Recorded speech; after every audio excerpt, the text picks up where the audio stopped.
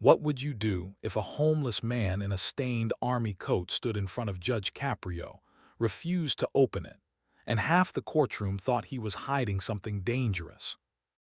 Drop a comment telling us right now what you think was under that coat, because before this story is over, everything you believe about guilt, pride, and justice is going to change. At 9:12 on a gray Thursday morning in Providence, one old man walked into a courtroom with cracked Timberland boots, a split lower lip, and a secret that would silence every whisper in the room. Hit that subscribe button if you believe the truth has a way of showing up late, but when it does, it hits like thunder. By the time Judge Frank Caprio looked over his glasses and asked one simple question, a single mother was crying, a pharmacy cashier was touching the scar on her cheek, a security guard was rolling his shoulder in pain, and a bailiff's hand was already hovering near his holster. Like this video, if you believe justice matters most when it gets uncomfortable.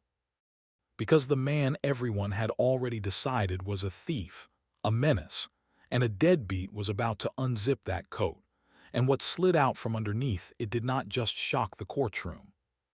It exposed every person in that room. Share this with someone who needs to see that mercy and accountability are not enemies. The man's name was Samuel Briggs, 66 years old, former Army Staff Sergeant, 1st Cavalry Division, Purple Heart recipient, and at that moment, to almost everyone inside Providence Municipal Courtroom 3, just another angry homeless defendant who had run out of excuses. He stood 6 feet tall, though years of sleeping half-curled in the back seat of a faded silver 2004 Buick LeSabre had bent him forward at the shoulders. His Alpha Industries M65 field coat hung oversized and heavy on his frame, as if it had absorbed every cold night it had ever survived. Under the fluorescent lights, the olive fabric looked almost brown. One sleeve had been hand-stitched near the elbow with thick black thread. His Carhartt hoodie underneath was frayed at the cuffs. His Levi's were clean but shiny at the knees from age. His gray beard had been trimmed badly with what looked like nail scissors. The clerk, Denise Santos, called the case in a clear, practiced voice. Case number PVD MC 2601147, City of Providence versus Samuel Briggs. Papers shifted, a throat cleared. Somebody in the gallery whispered, "That's him." They all knew who he was. The story had already bounced around local Facebook groups and neighborhood pages for 6 days.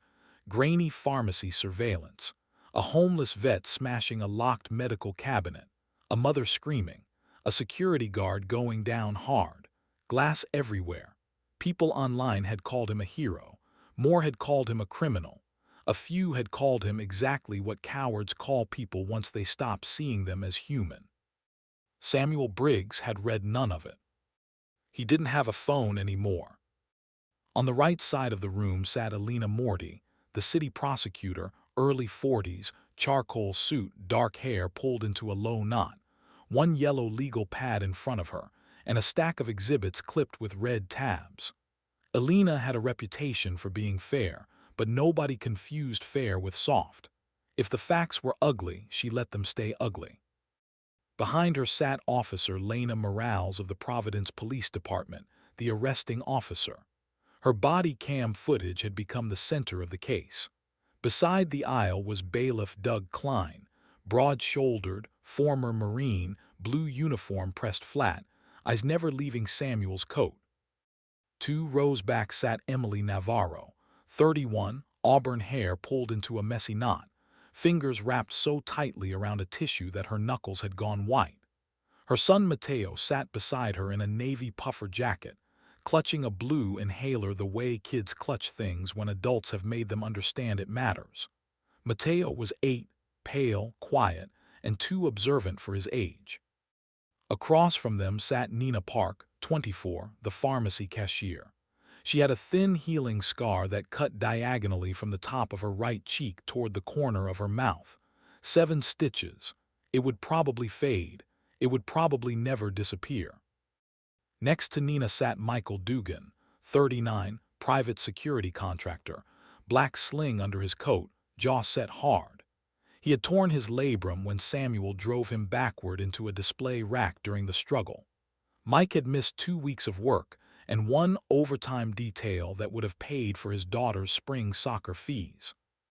And at the bench sat Judge Frank Caprio, calm as winter water, hands folded, eyes moving from the file to the man in front of him with that particular kind of patience that can feel either kind or terrifying, depending on what you're hiding. "Mr. Briggs," Judge Caprio said, "good morning." Samuel did not answer right away. His jaw moved once.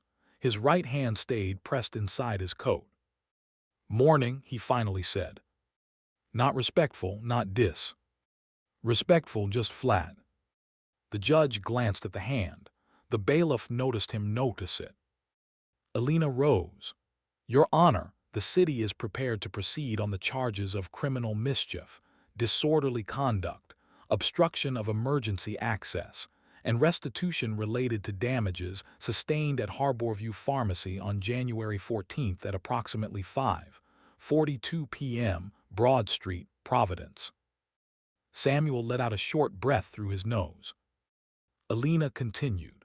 "The defendant also failed to appear at the initial hearing on January 28th and was brought in on a bench notice after contact by Officer Morales on February 3rd. Judge Caprio looked at Samuel again. "Why didn't you appear the first time?" Samuel shrugged with one shoulder. "Didn't have gas." A few people in the gallery scoffed. The judge didn't. "Mr. Briggs," he said, "today would be a very good day for the whole truth. Not the angry version, not the shortened version, the whole truth." Samuel's mouth tightened. "Whole truth costs more than I got." That line landed harder than he meant it to. Even Alina looked up. It would have been easy right there to decide what kind of man he was. Bitter, defiant, one of those men who weaponize hard luck and expect applause for surviving it. In the first 60 seconds, Samuel Briggs looked exactly like the kind of defendant who creates his own disasters and then dares the world not to pity him. And maybe that's why what came next hit so hard. Because Judge Caprio leaned back, studied him for one long second and said, "Sometimes pride is just pain that found a louder voice. Let's see which one is speaking today." The room went still. Samuel looked up for the first time. If you've ever seen a man realize someone is not afraid of him and not impressed by him either, you know that look. It is not anger. It is panic with nowhere to hide. Alina called the city's first exhibit, surveillance from Harborview Pharmacy. The screen lowered with a mechanical hum. The courtroom lights dimmed. A timestamp flickered in the corner, 1:14:26, 5:41:56 p.m. The camera angle showed aisle 4, winter cough medicine on one side, first aid supplies on the other, front counter visible beyond. Emily Navarro stood near the register with Mateo, who was tugging at his collar, mouth open, chest pumping. Nina Park was on the phone. Another customer had turned to look. The automatic doors opened. Samuel Briggs entered frame. He looked larger on video. Wilder too. Coat open just enough to show a dark hoodie, snow on his shoulders. He moved fast toward the counter, talking, then pointing, then slamming his palm once on the plexiglass. "No audio." Nina shook her head. Samuel turned, grabbed a red fire extinguisher from the wall, swung once, and shattered the locked medication cabinet. Gasps rippled through the courtroom. He reached inside, pulled out 2 boxes, one inhaler canister, one spacer, and turned. Mike Dugan hit him from the side. The video shook as people scattered.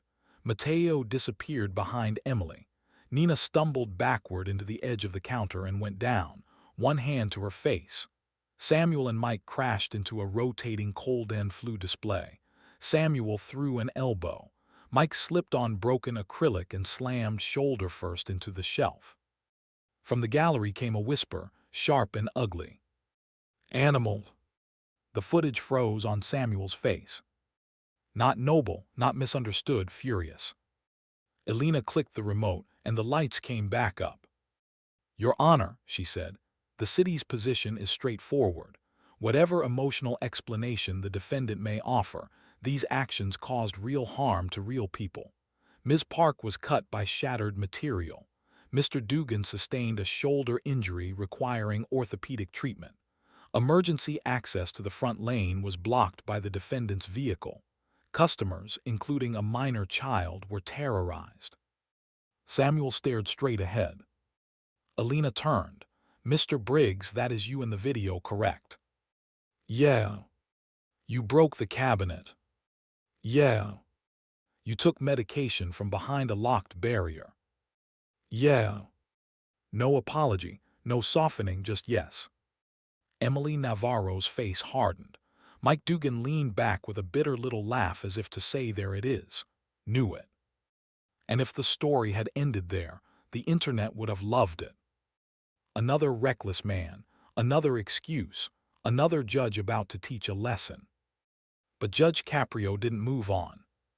He glanced back at the frozen frame, then at Mateo. "Ms. Navarro," he said gently, "would you come forward, please?" Emily stood, smoothed the front of her cream sweater, and walked to the witness position with that stiff, controlled posture people use when they have decided they will not cry in public. "Tell me what happened," the judge said. Emily inhaled. "My son has severe asthma. We were picking up his refill. There was a delay with the insurance. We were already on the second try. He started wheezing in line." Her voice thinned. "It happens fast with him, faster than people think." Mateo looked down. "I was trying to keep him see." She continued. "Nina was calling for approval. I turned around and this man came in soaked and yelling." She glanced at Samuel, then away. "I thought he was drunk. I thought he was about to rob the place." "Did he say anything?" Judge Caprio asked. Emily pressed her lips together. "He kept saying, 'He can't wait, open it now.'" He was pointing at the cabinet. Samuel's eyes flicked shut. The judge noticed. Elena stepped in. "Ms. Navarro, how did you feel in that moment?" Emily laughed once, but there was no humor in it. "Terrified. My son couldn't breathe. There was glass. People were screaming. I couldn't tell if this man was helping or making everything worse." That line hung in the air. Helping or making everything worse. That was the whole case. Judge Caprio nodded slowly. "Did your son receive the medication that was taken from the cabinet?" Emily hesitated. Elena shifted her weight. "Yes," Emily said at last, "he did." The room stirred. Elena immediately added, "And that does not erase the defendant's conduct, Your Honor." "No," said the judge, "it doesn't, but it may explain it." Samuel said nothing. His hand was still inside the coat. Drop a comment if you've ever seen a moment where one detail changed the entire story, because this was only the first crack in what everybody thought they knew. Judge Caprio called Nina Park next.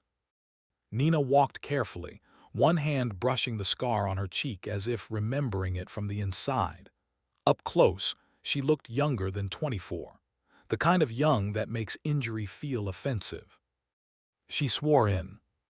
"Nina," the judge said, "take your time." She nodded. "It was busy because of the storm. We were short-staffed. Our pharmacist was in the back with an insurance hotline. Emily was at the counter. Mateo was wheezing. I'd already called for the override. Then Mr. Briggs came in and started saying the kid needed the rescue inhaler from the locked case." "Why was it locked?" the judge asked. "Loss prevention protocol, recent thefts, manager policy." Samuel let out a low, humorless sound. Judge Caprio turned. "Mr. Briggs, you'll have a chance." Nina swallowed. "I told him I needed the pharmacist. I said I couldn't open that cabinet myself. He kept saying there wasn't time. Then he looked at the kid, looked at me, and..." Her eyes dropped. "He grabbed the extinguisher." "What happened to your face?" "The cabinet panel shattered. I think a piece hit me when I turned." She touched the scar again. I remember blood on my hand and Emily screaming. I remember Mr. Dugan tackling him. I remember the boy crying and this man shouting, "Use the spacer, not just the canister," like he knew what he was talking about. And did he? Nina blinked. Yes. How do you know? Because that's what the paramedic said too. The judge folded his hands. Miss Park, are you angry with him? That question surprised everybody. Nina answered honestly. I was. I still kind of am. I was scared. I still see it when I close my eyes. She looked at Samuel. But I also know the boy was blue, and I know nobody got that cabinet open until after he broke it. That was the second crack. Mike Dugan came next, and he brought the outrage back with him. He sat heavily, adjusted the sling, and spoke in the clipped tone of a man who has repeated his story too many times without feeling heard. I was working security detail, off-duty contract, black 5.11 Polo, body mic, whole deal. I saw the defendant grab the extinguisher. I moved to stop him before somebody got hurt. You got hurt, said the judge. Yeah, because he fought. Mike stared at Samuel. He didn't just pull away, he drove through me like I wasn't there. Samuel looked over. You tackled me while a kid was choking. Mike fired back instantly. You don't get to decide who to injure. The room tightened. Judge Caprio lifted a hand, one at a time. Mike's voice dropped, but it got stronger.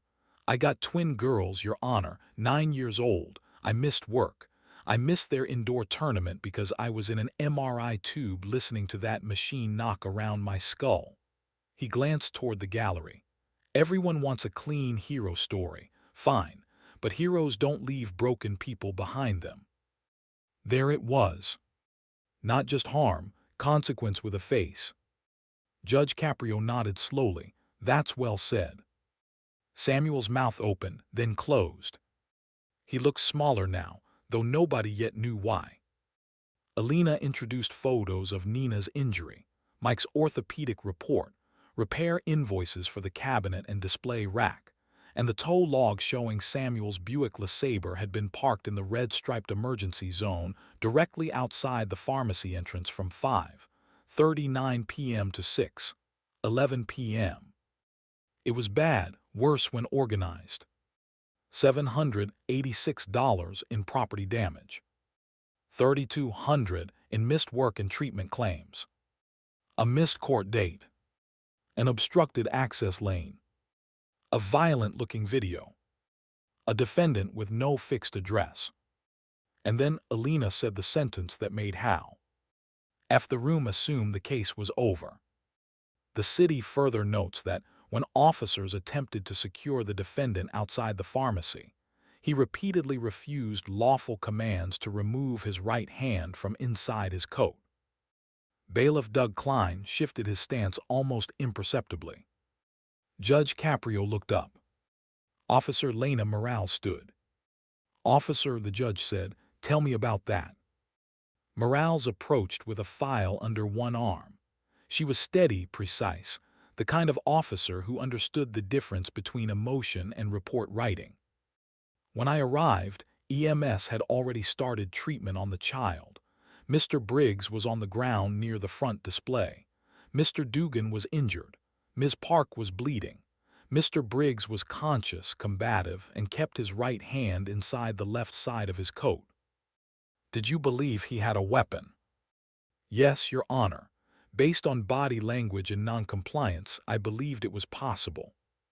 Samuel laughed once under his breath. It was not a pleasant sound. Morales continued. I gave repeated commands. He said, quote, don't touch that, don't touch that. I interpreted that as possible concealment. Was a weapon recovered? Morales hesitated. No, Your Honor. The courtroom leaned in without meaning to. Judge Caprio asked, what was recovered? Morales looked at Samuel. Then back to the bench. Your Honor, before I answer that, I think the body cam should be played in full. The surveillance footage doesn't tell the whole story. Everything changed in the room with that sentence. Mike Dugan turned. Emily's tissue stilled in her hand. Nina sat straighter. Samuel looked like he wanted to disappear and fight at the same time. Judge Caprio nodded, "Play it." And just like that, the story everybody had settled into began to slip. The screen lit again. This time the angle was shaky, street level, snow crusted against the curb, red and blue lights flashing across wet pavement. Samuel was on his knees outside Harborview Pharmacy, breathing hard, face flushed red from cold and adrenaline. Officer Morales's voice was clear. "Sir, show me your hand. Show me your hand now." Samuel shook his head violently. "No, no, no, no, don't grab that." "What is in the coat?" "Not yours." He sounded terrified.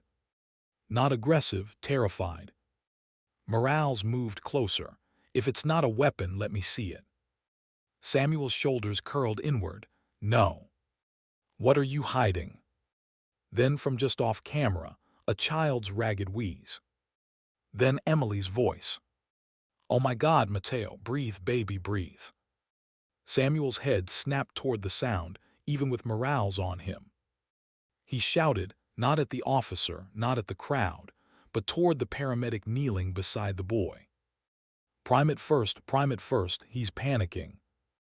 The paramedic shouted back, "I know." Samuel yelled again, "Use the spacer." There was a pause. Then a different voice, probably the pharmacist, "He's right." The body cam captured something else too, something the surveillance angle couldn't. Samuel was crying. Not big dramatic sobs, just tears mixing with sleet on a 66-year-old face while he knelt in broken glass and kept refusing to move his hand from inside that coat. Officer Morales said, "Quieter now, sir, I need to know what's in there." Samuel answered, and the whole courtroom heard it. "It's all I got left." Nobody moved. If this moment is hitting you already, like this video, if you believe one sentence can reframe an entire life. Morales on video tried a different tone. "Mr. Briggs, I need you to cooperate." Samuel looked past her at Mateo again. The child had started to breathe in shorter, more controlled pulls. Emily's crying changed. It softened. Relief. Samuel's shoulders dropped. Then he said almost to himself, "Good, good." Only then did Officer Morales take his wrist. He winced, but he did not resist further. The footage cut. Lights came up. Silence. Real silence. Not the polite kind. The kind where every person in the room is suddenly reviewing what they said 5 minutes earlier and wishing they had said less. Elena Morty stayed on her feet, because good prosecutors know silence can seduce a room into forgetting harm. "Your Honor," she said carefully, "the city is not contesting that the child received needed medication, but the defendant still chose to use force, create a hazardous scene, obstruct access, and injure bystanders." Judge Caprio nodded, "I'm aware." Then he looked directly at Samuel Briggs. "Mr. Briggs, why was that medication cabinet so important to you?" Samuel's eyes stayed on the tabletop in front of him. "Because the kid was crashing." "How did you know?" Samuel took too long to answer. The judge waited him out. Finally Samuel said, "My boy had asthma." The room softened by 1 degree. "What was your son's name?" "Tyler." "How old?" "When he died, 26. The question hit like a slap nobody saw coming. Nobody had asked when your son was young. Nobody had asked what little Tyler smelled like after a bath, or how he laughed or with. Or he liked baseball cards or dinosaurs. Judge Caprio had asked for the wound by name. Samuel swallowed once, hard. He used to turn gray around the mouth. First time it happened he was 6. Lorraine thought he was choking on cereal. Doc said asthma. After that I learned the sound.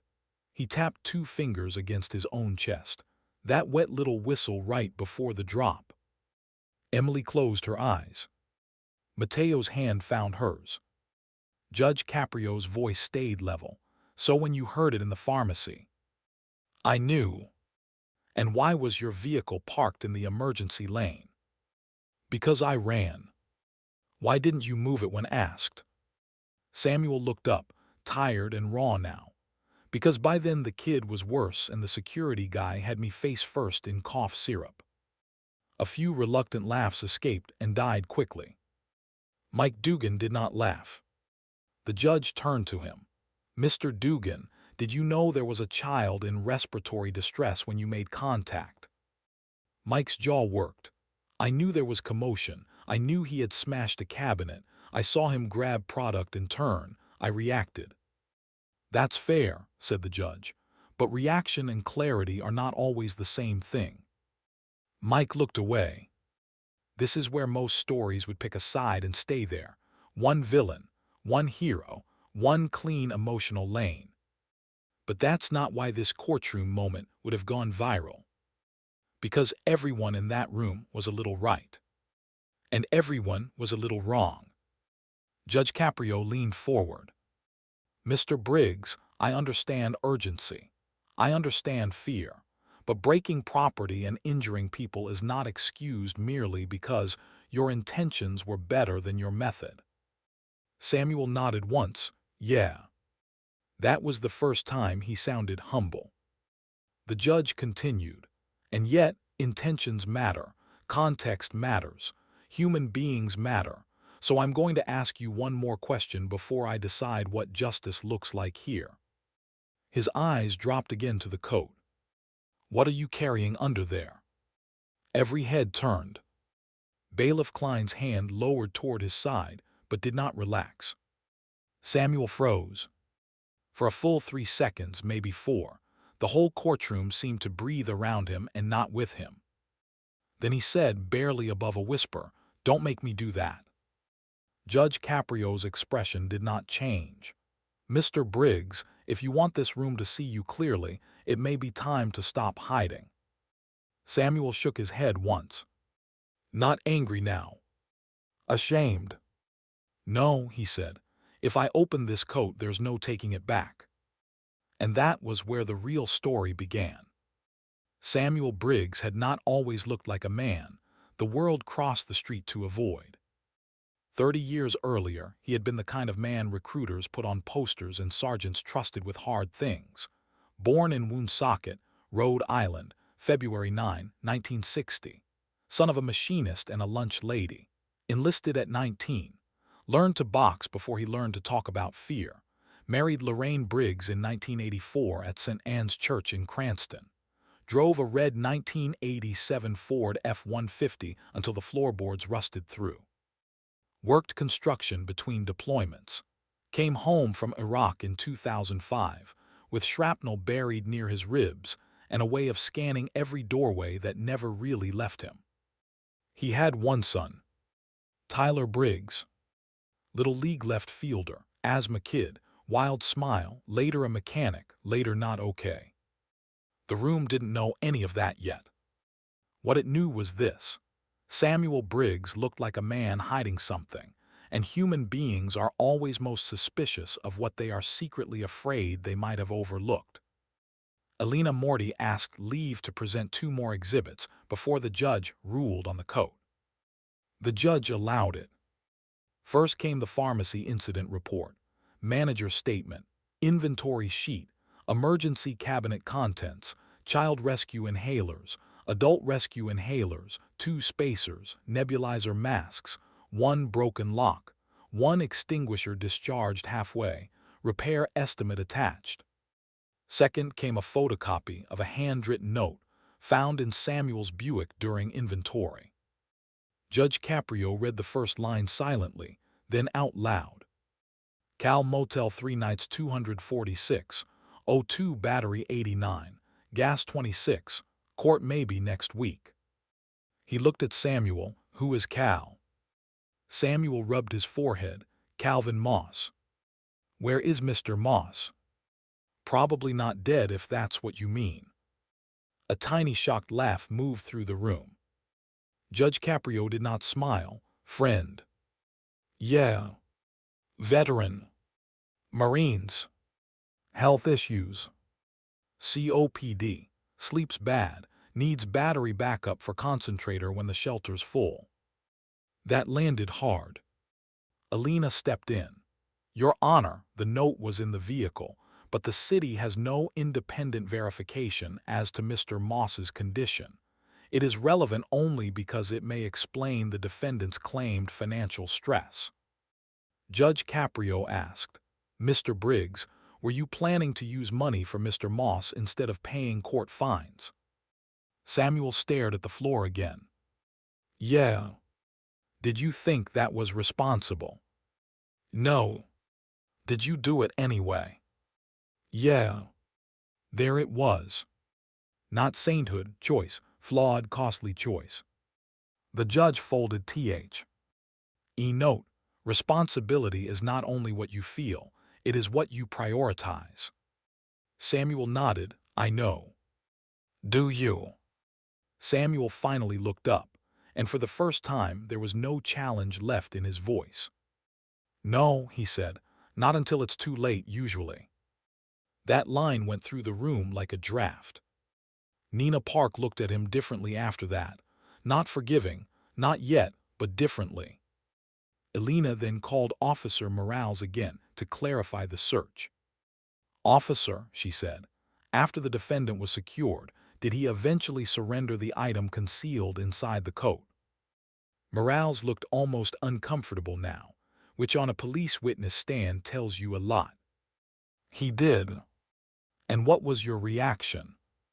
Morales answered carefully, surprise. Would you characterize it as contraband? No. A weapon?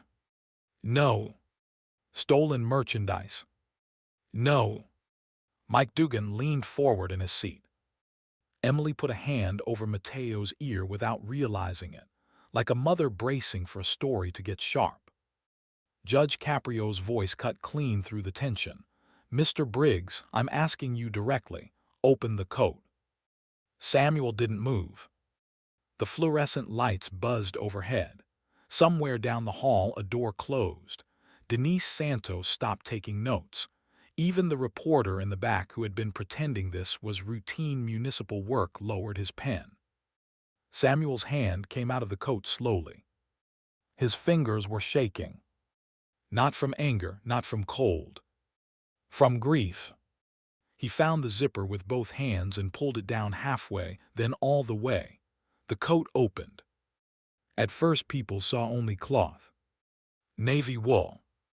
A pressed uniform jacket protected inside a clear garment sleeve, folded carefully against his chest and secured with twine like something too valuable to put in a bag. Tucked beside it were two metal cases, one cracked at the hinge. A triangularly folded American flag in a plastic cover. An envelope thick with cash and coins wrapped in a Providence Journal page. And pinned to the inside lining of the coat itself, as if he had kneaded them close enough to feel through fabric, were faded service ribbons and a tarnished purple heart ribbon bar. Nina gasped. Not performative, involuntary. Mike Dugan sat back like someone had struck him in the sternum. Emily's mouth opened. Judge Caprio said nothing at all for 2 long seconds, which is sometimes the most powerful thing a judge can do.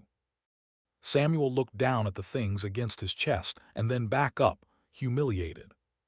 That, Officer Morales said quietly, is what he was protecting. The courtroom did not just see a homeless man anymore. It saw a man carrying the remains of a life.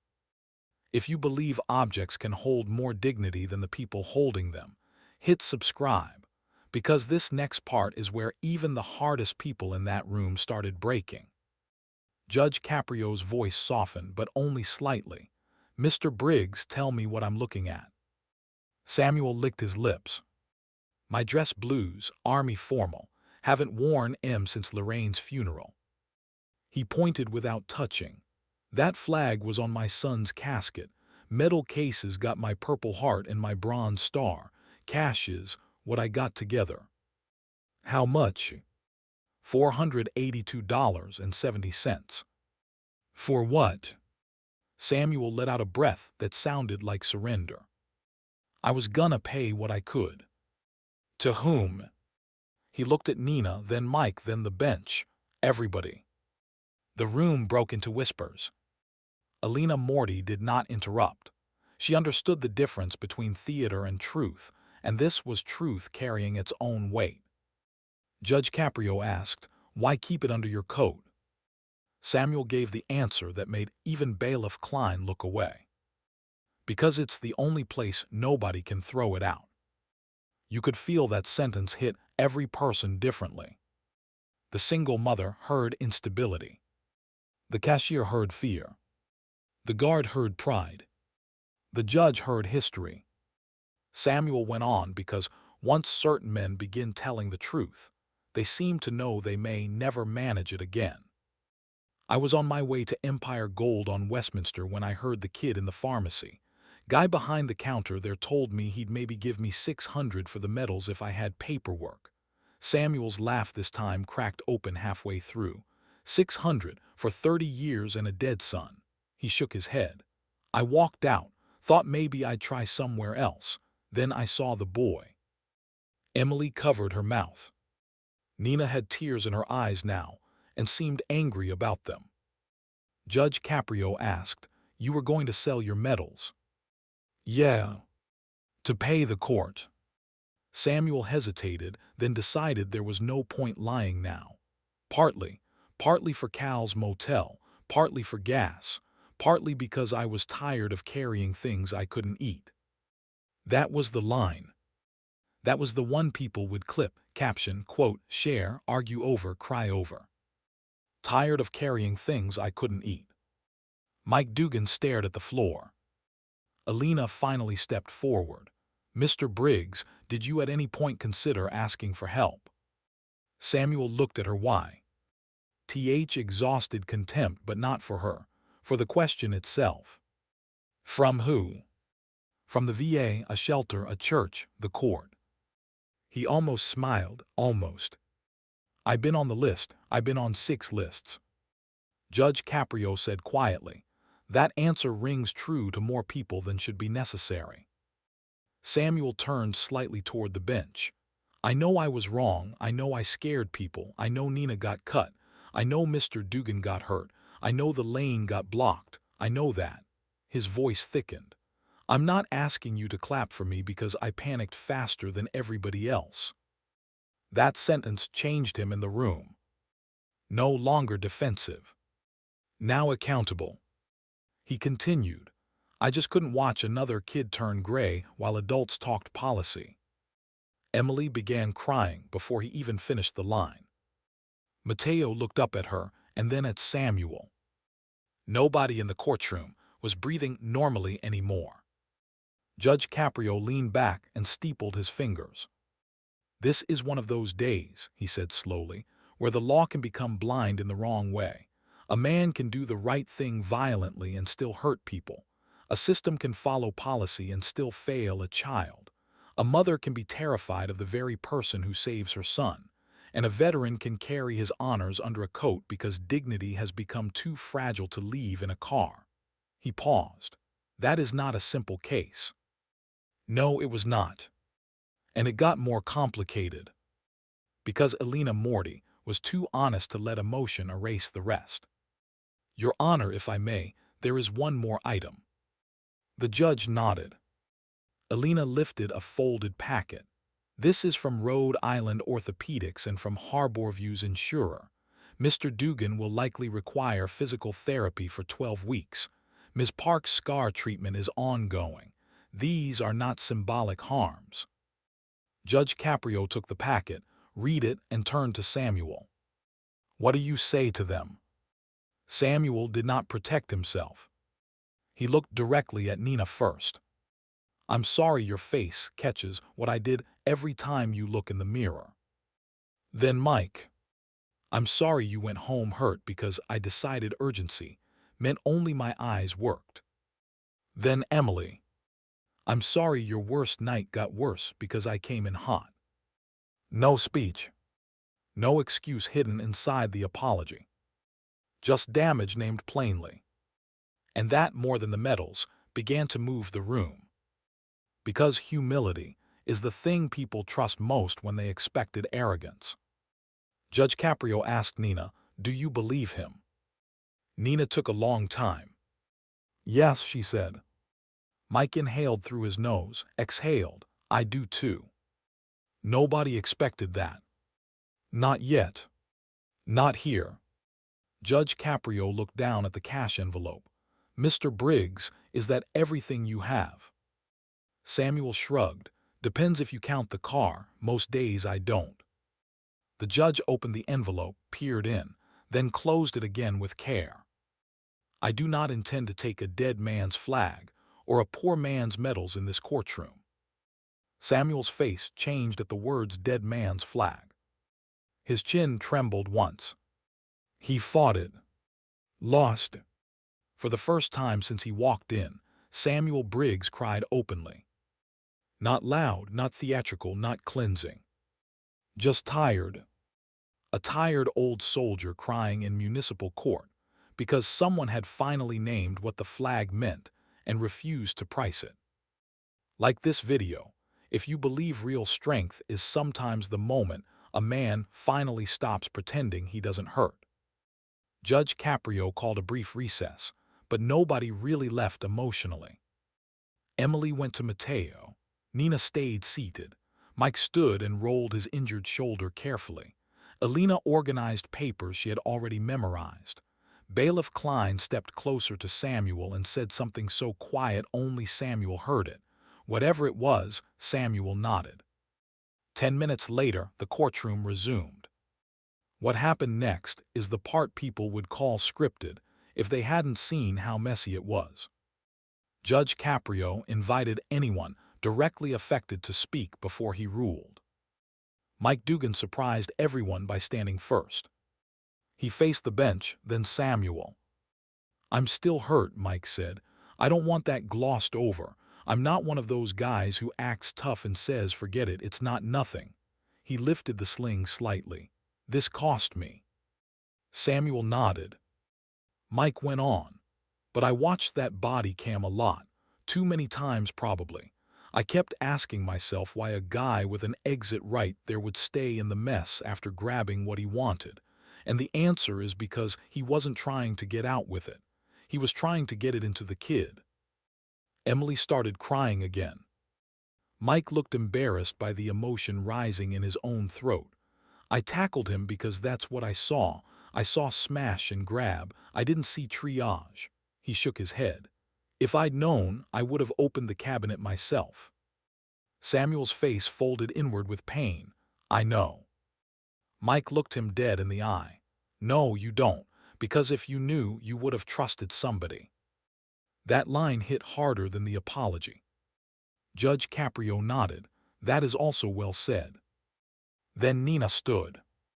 No one had asked her to. No one expected it. She moved to the front and faced Samuel with both hands clasped to stop them shaking. "My dad was a paramedic," she said. "He used to say emergencies make people reveal what they already are, not what they want to be, what they already are." She touched the scar. "I hated you for 3 days." Samuel didn't look away. "Fair. I kept thinking, this man left me with a mark and just gets to have a tragic backstory on top of it." A few startled laughs escaped. Nina didn't mean to be funny, but truth often is right before it hurts. "Then I watched the footage with sound. Then I read the report where the paramedic said the child's oxygen improved within 90 seconds of receiving the inhaler you grabbed." She drew a breath. "I still think you were wrong, but I also think if you hadn't been there, I might be sitting in a different courtroom today listening to a much worse story." Mateo buried his face in Emily's arm. Nina's next words broke something in Samuel clean in half. "So I don't want your medals." He looked at her like he had misheard. "I don't want your money either," she said, then corrected herself. "Not all of it. I want you to pay something because harm matters. but I do not want the last honorable things in your life sold because Harborview couldn't unlock a cabinet fast enough." The room murmured again. Even Alina, Morty bowed her head for a second. Judge Caprio let the moment settle. Then he turned to Emily Navarro. "Ms. Navarro." Emily stood slowly, taking Mateo with her. She approached the front in her white sneakers and faded jeans and looked like exactly what she was, a mother who had slept badly for a week. "I've replayed that night over and over," she said. "At first I only remembered the fear. Then I remembered the sound Mr. Briggs made before he broke the cabinet." Judge Caprio asked, "What sound was that?" Emily's face crumpled. "He said, 'Baby, stay with us.' But he wasn't talking to me. He wasn't even talking to Mateo exactly. He sounded like he was somewhere else too." Samuel closed his eyes. "Tyler." Everyone in the room understood the missing name without hearing it. Emily squeezed Mateo's shoulder. "My son is alive. He slept in his own bed that night. He went back to school on Monday. He is alive." She looked at Samuel. "So I can't stand here and ask this court to bury you for scaring me while saving him." And then Mateo did the thing that made even the court reporter stop typing. He tugged his mother's sleeve. She bent down. He whispered something. She nodded through tears. Mateo walked the last few steps himself, clutching the blue inhaler. He stopped in front of Samuel, looked up, and said in a small, trembling voice, "Mom says you're the coat man." A laugh through tears moved across the room.